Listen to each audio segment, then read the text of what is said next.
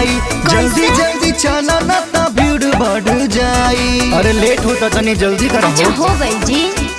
और सांझ के अर्घ में देर हो जाई।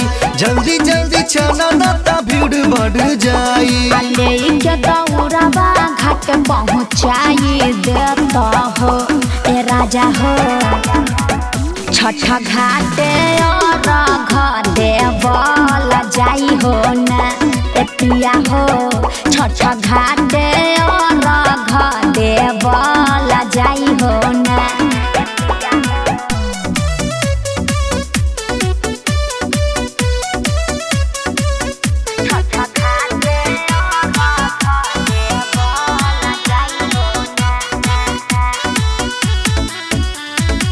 Music by Om Prakash. माई के सुपवा धरा के दिया बेपड़िया रख।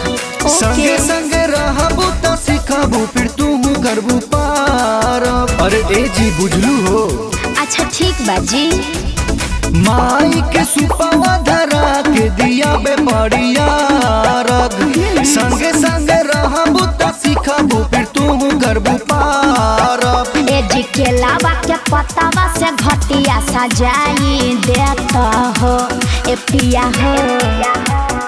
संगे संगे और देवल जाई हो न ए राजा हो।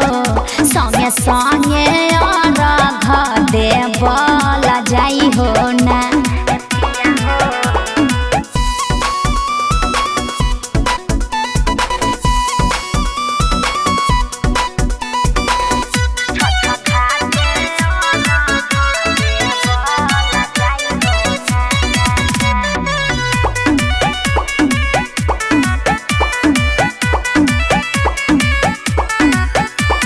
मेकअप लगाबे के फेरा में देर हो जाई।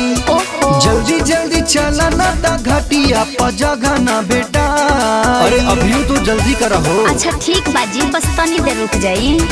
मेकअप लगाबे के फेरा में देर हो जाई। जल्दी जल्दी चला ना ता घटिया पर जगह ना बेटाई। रवि अभिषेक राहुल दौरा उठाई लेता हो ए राजा हो। संगे संगे और देवल जाई हो न ए राजा हो। संगे संगे और देवल जाई हो न ए पिया हो।